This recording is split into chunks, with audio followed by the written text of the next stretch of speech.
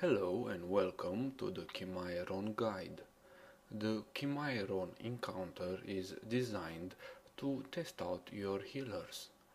This was for me as DPS one of the more relaxing fights. For the healers, not so much.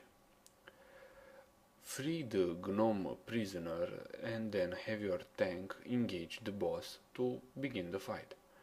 The gnome and his little robot gives raiders a buff that doesn't let them die from damage if they are over 10k HP when they take that damage.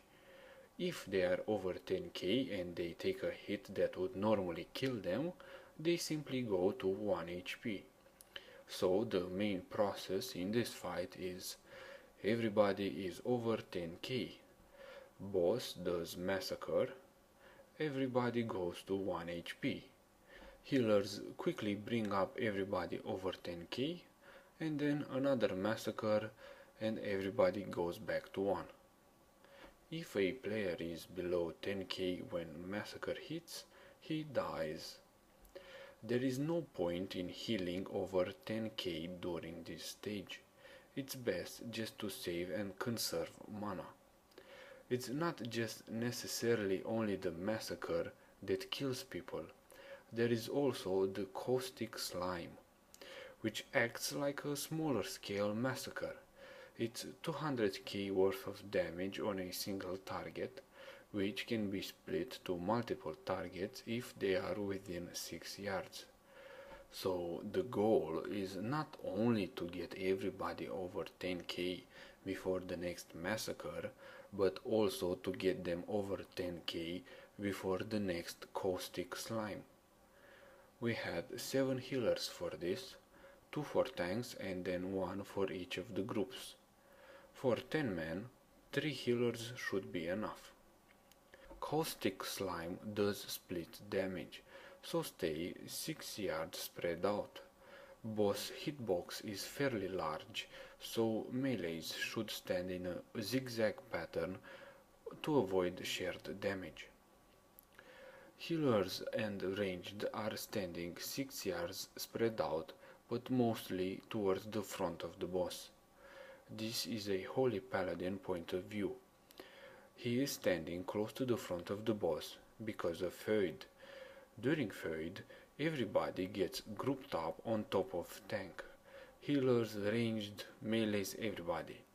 This is so that AoE heals are more effective, but more importantly, to split damage. Massive damage taken during this stage, mostly because you don't have that 10k buff to protect you anymore. This is when your healers need to go all out. This is when even your DPS needs to go defensive. Any DPS has some sort of defensive or healing abilities. Use them. Forget about the DPS meter and just use your defensive or healing abilities. Most wipes will occur during this stage. So one thing you can do is be okay. First feud, our objective is to survive this one.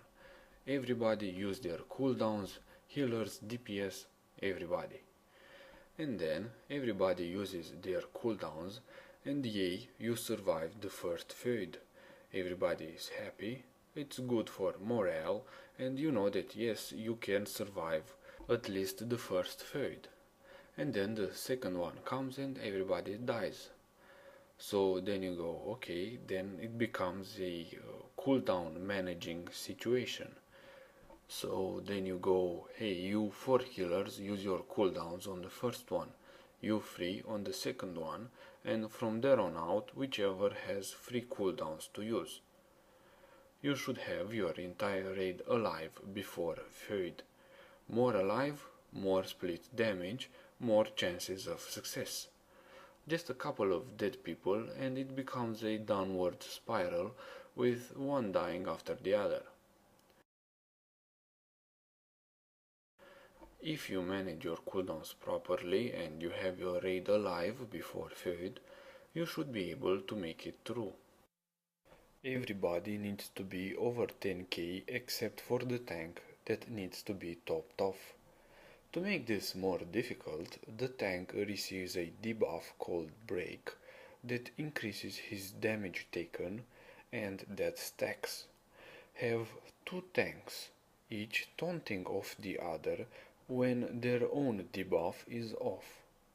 Main tank should start using cooldowns as he reaches 3 stacks or when Chimaeron does his double attack. Another option is to have the off tank taunt only on the double attack. Survive enough feuds to get the boss down to 20%, and that is where the DPS race begins. You get a massive 99% heal reduction, so basically no more healing from here on out. You just have to get him down before he kills you one by one. He starts with his tanks as they are highest on his aggro table, and then he makes his way down one by one. Best thing to do is to call out who's next on the aggro list, because that is his death list, and he starts from the top.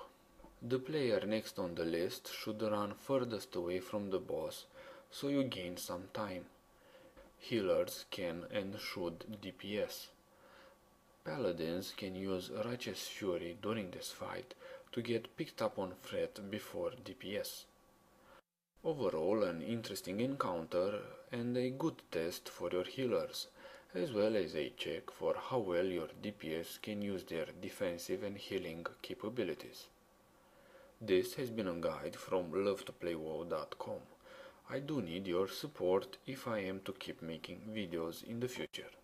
If you'd like to help me out, please subscribe, like or follow me on Facebook. Thanks for watching.